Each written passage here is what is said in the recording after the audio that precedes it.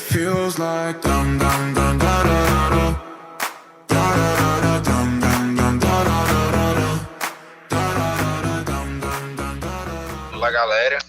Estamos aqui para apresentar o trabalho de estratégia, no qual nossa equipe ficou com o capítulo 10, que é a escola ambiental, a formulação de estratégia como processo reativo, qual foi designado pelo professor Fernando Porfírio, e nossa equipe é Jade Barreto, José Dilmar e Vitor Moura. Bom, pessoal, dividimos a nossa apresentação em tópicos, quais são a introdução, premissas da escola ambiental, a visão de contingência, a visão de ecologia da população, pressões institucionais pela conformidade, crítica, contribuição e contexto da escola ambiental e as referências. Bom, pessoal, aqui na parte da introdução, nós temos que das escolas até aqui discutidas, uma tem sido notada por sua ausência.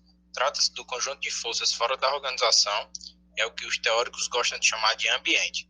Alguns autores defendem essa visão e isso reduz a geração de estratégia a uma espécie de processo de espelhamento, o qual deveria levar esta escola além dos limites da administração estratégica.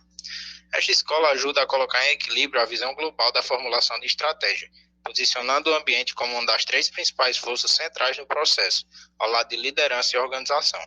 É claro que o ambiente não esteve ausente nas outras escolas, mas ele estava presente de uma forma muito específica, como um conjunto de forças econômicas representando a indústria, concorrência e mercado. Neste capítulo, a liderança, assim como a organização, torna-se subordinada ao ambiente externo, e é notório falar que à medida que nos movíamos pelas várias escolas, o poder do estrategista central diminuía gradualmente.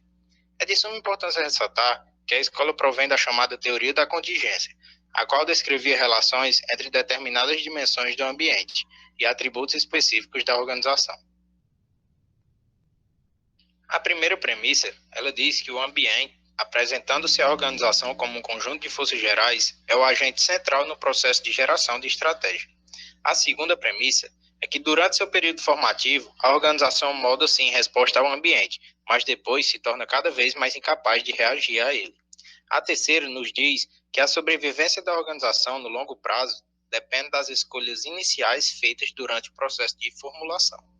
A quarta é que no decorrer do tempo, a liderança torna-se cada vez menos capaz de influenciar o desempenho e a capacidade de sobrevivência da organização.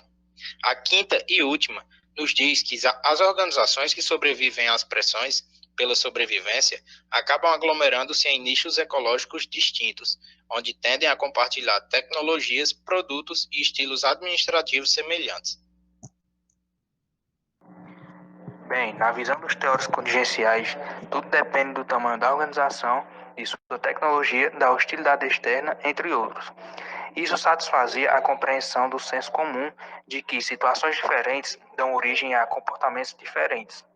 Dessa forma, os trabalhos começaram a identificar as dimensões do ambiente responsáveis pelas diferenças observadas nas organizações.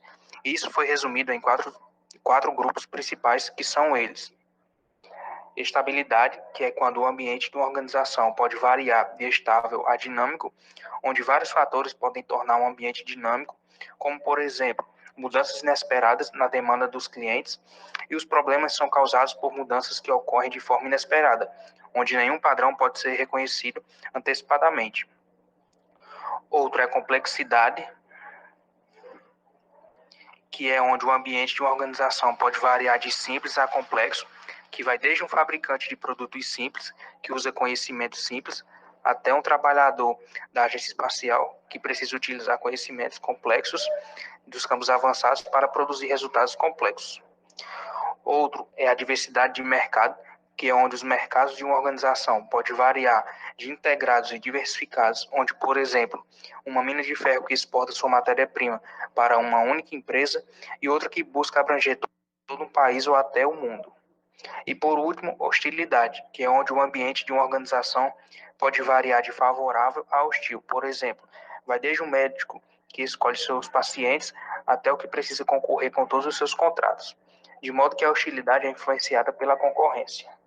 Bem, a estrutura básica e o caráter de uma organização são fixados pouco depois do seu nascimento. As primeiras ações dos gerentes, por exemplo, investimentos em uma fábrica, equipamento e pessoal especializado, criam inércia que, subsequentemente, reduz a liberdade de ação da administração. Os ecologistas da população usam o conhecido modelo de variação, seleção e retenção de Darwin, mas não como vimos na escola de aprendizado. Aqui o processo ocorre no nível das populações, que cada ambiente dispõe de um volume finito de recursos, ou, para usar uma expressão de biologia, capacidade fixa de carga. Numa indústria nova e um rápido crescimento, a capacidade de carga pode suportar a maior parte das organizações existentes. Grande parte da pesquisa da ecologia da população tornou-se uma busca pelos fatores que aumentam ou diminuem as chances de sobrevivência de uma organização. Contudo, o que foi supracitado, isso levou ao desenvolvimento da ecologia de comunidade, que considera a emergência e o declínio de formas organizacionais e não o nascimento e a morte de organização específica.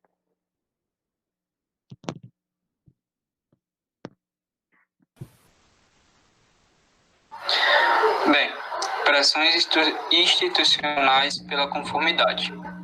Bem, Max Weber foi responsável pela criação da expressão jaula de ferro para designar aquelas organizações redigidas e burocráticas, sendo essa burocracia como uma forma de racionalização que se presta para controlar e dirigir o comportamento e ações sociais das pessoas, direcionando para modelos desenhados para atingir objetivos do sistema, seja ela qual for.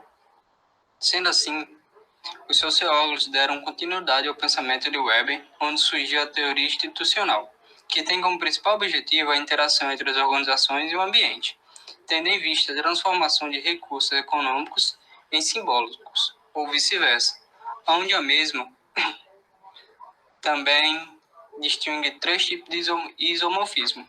O isomorfismo coesivo, onde representa as expressões pela conformidade exercida por meio de padrões regulamentados, o isomorfismo mimético, onde resulta de imitações, e o isomorfismo normativo, resulta da forte influência da perícia profissional. Bem, dando continuidade, vamos falar um pouco sobre a crítica, contribuição e contexto da escola ambiental. Como na escola ambiental existe uma teoria contingencial, isso acaba sendo uma grande fraqueza, pois, para fins de administração estratégica, suas dimensões do ambiente acabam sendo, com muita frequência, abstratas, tendo em vista que a estratégia tem a ver com a seleção de posições específicas. E por isso que a estratégia de diferenciação é um conceito tão importante, pois ela descreve como as organizações diferem em um ambiente aparentemente semelhantes. Contudo, chegamos à opção estratégica, onde as organizações não têm opção a não ser agir, pois dependendo do ambiente onde a organização se encontra, como saber se a opção estratégica foi colocada por ela ou imposta a ela? Já na administração estratégica, não necessita mais de debate sobre a existência de opções. Ela trata de explorar de forma construtiva o conceito central. Assim, durante a maturação de organização, alguns questionamentos devem ser feitos, como, por exemplo, como a organização pode ser restringida e quando a opção estratégica parece mais limitada. Mas não podemos deixar se desviar do foco por exagero ou abstrações excessivas, que podem levar a debates sem solução. Aqui temos a referência do livro que foi utilizado e podem ficar à vontade para levantar perguntas ou questionamentos.